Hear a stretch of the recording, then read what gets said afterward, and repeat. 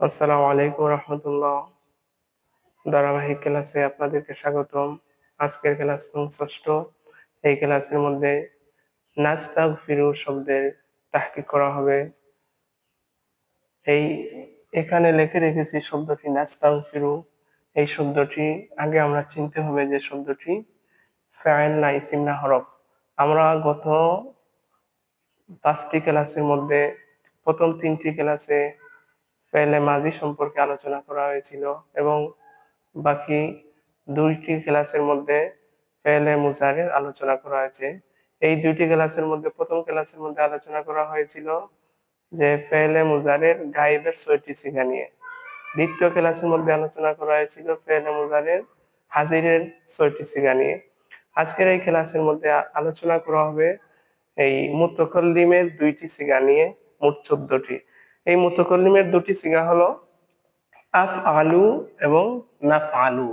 এই দুইটির ওজনে আমরা শব্দকে চিনতে হবে যে এর ওজন কি শব্দের মধ্যে আছে কিনা।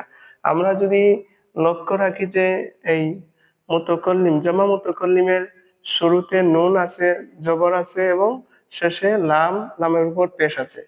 এই যে এটা ওজন, প্রথম অক্ষর নুন এবং শেষ অক্ষরে হরফের উপর পেশ। আমরা যদি এই শব্দের দিকে লক্ষ্য রাখি যে আমরা দেখতে পাই যে শব্দের শুরুতে নুন জবর না, নুনের উপর জবর আছে এবং শব্দ শেষে পেশ আছে, তাহলে আমরা বুঝতে পারলাম যে এর মধ্যে জামায়ে মুতাকাল্লিমের আলামত পাওয়া গেছে। আমরা নিঃসন্দেহে নির্দ্বিধায় আমরা এই শব্দটিকে ফেল এ মুজারি চিনতে পেরেছি। তাহলে এর সিগা হবে যে নাফালুর ওজনে যখন এসেছে নাফালু, এই যে নাফালু শব্দর মধ্যে যে আলামত নুন, শুরুতে নুন আছে এবং শেষে অক্ষরে পেশ আছে, এই আলামত পাওয়ার কারণে এটা আমরা ফেল চিনতে পেরেছি। এবং এই ফেল হলো সিগা হবে তার জমা মুজাক্কার, এই সিগা হবে জমা মুতাকাল্লিম, জমা জমা মুতাকাল্লিম। তারপর আমরা এই শব্দের বাহাস জানবো। বাহাস জানতে হলে আমরা প্রথমত এই শব্দ ফেলের যে প্রকার আছে মাজি, মুজারে, আমর, নাহি, এটা কোন প্রকারে পড়েছে।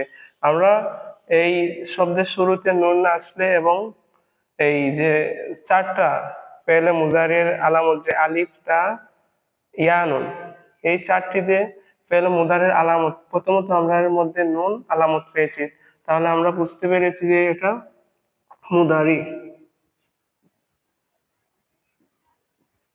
মুদারি। তারপর আমরা দেখতে হবে যে এই শব্দে হা বাচক না না বাচক। এই শব্দটি হলো হা বাচক, তাহলে মুসবাত হবে।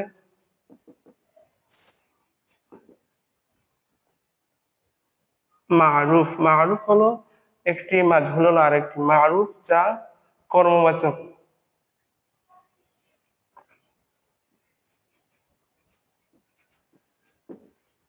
তারপর আমরা এই শব্দের মাদ্দা বের করব।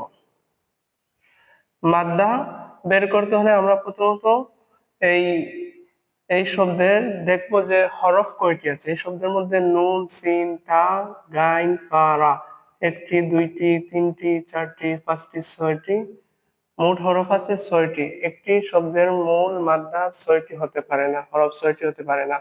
আমরা গত ক্লাসগুলির মধ্যে বলেছিলাম যে ফেলের মধ্যে 4টি হরফ অতিরিক্ত আছে, একটা হলো আলিফ, তা, সিন, নুন। আমরা দেখবো যে এই 4টির মধ্যে থেকে কোনো হরফ এখানে এসেছে কিনা। আমরা প্রথমত দেখবো আলিফ আছে কিনা, যে এই শব্দের মধ্যে আলিফ নেই। তারপর আমরা দেখবো তা, এই শব্দের মধ্যে তা দেখবো আছে কিনা। আমরা এই শব্দের মধ্যে তা পেয়েছি, এই একটি তা পেয়েছি প্রথমত। তারপর দেখবো এই শব্দের মধ্যে সিন আছে কিনা, আমরা এই শব্দের মধ্যে সিন পেয়েছি। তারপর আমরা দেখবো নুন আছে কিনা, এই নুন দেখবো আছে কিনা, নুন পেয়েছি। মোট আমরা এই শব্দের মধ্যে অতিরিক্ত 1টি, 2টি, 3টি পেয়েছি। 3টি পাওয়ার পর আমরা এখানে মূল হরফ রয়েছে 1টি, 2টি, 3টি। তাহলে 3টি যখন পেয়েছি তাহলে আমরা মূল মাদ্দা পেয়েছি যে প্রথমটি হলো গাইন, তারপর হলো ফা, তারপর হলো রা, এর মূল মাদ্দা হলো গাইন ফা রা। তারপর আমরা এই শব্দের জিন্স বের করব। জিন্স, যে যদি মাদ্দার মধ্যে একটি হরফ দুইবার না আসে এবং হরফে ইল্লত যদি না থাকে মাদ্দার মধ্যেও, ওয়াও আলিফ ইয়া যদি না থাকে, তাহলে এর জিন্স হবে জিন্সে সহি। জিন্সে সাহি, জিন্সে সাহি। তারপর আমরা এর বাব বের করব। বাবটা বের করতে হলে আমরা দেখব যে যদি ফা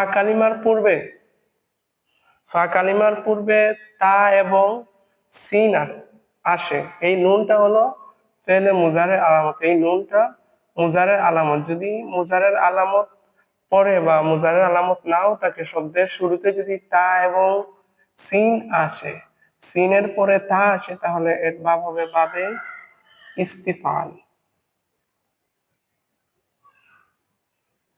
ইস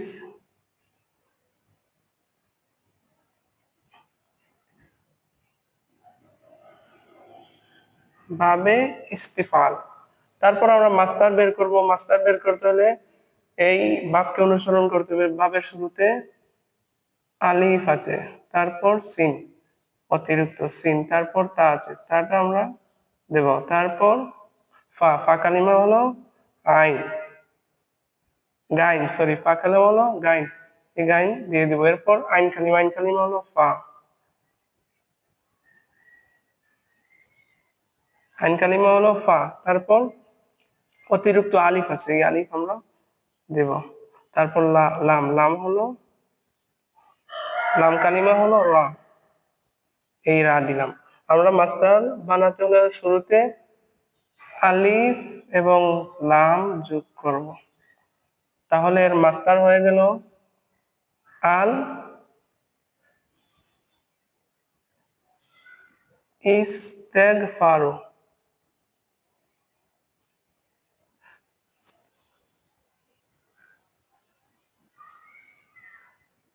মাস্টারটা হলো আল ইস্তেগফারু। তারপর আমরা এর মানা, অর্থ কি হবে, যে আল ইস্তেগফারু অর্থ কি এবং নাস্তাগফিরু অর্থ কি হবে। তাহলে আমরা যখন বাবে ইস্তেফাল থেকে শব্দ গঠন হবে, এই বাব থেকে আসবে, তখন এর অর্থ দাঁড়াবে, এই আমরা জানি যে গাফারা, গাফারা অর্থ সে ক্ষমা করলো।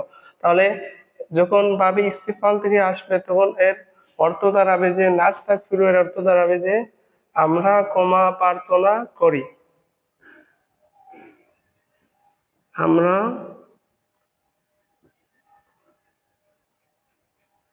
ক্ষমা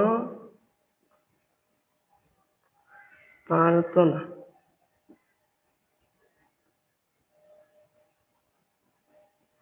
আমরা ক্ষমা প্রার্থনা করি। আর আল ইস্তেগফারু এর অর্থ হবে যে ক্ষমা প্রার্থনা করা। আশা করি আমরা এই শব্দটি, নাস্তাগফিরু শব্দটির তাহকিক করেছি, বা যারা এই ভিডিওটি দেখেছেন বুঝতে পেরেছেন যে শব্দটি কিভাবে তাহকিক করা হয়েছে, তার মাস্টারটা কি, তার মূল মাদ্দা কি, এই সব সম্পর্কে এই ক্লাসের মধ্যে আলোচনা করা হয়েছে। এই ক্লাস এখানে শেষ। আসসালামু আলাইকুম রহমতুল্লাহ।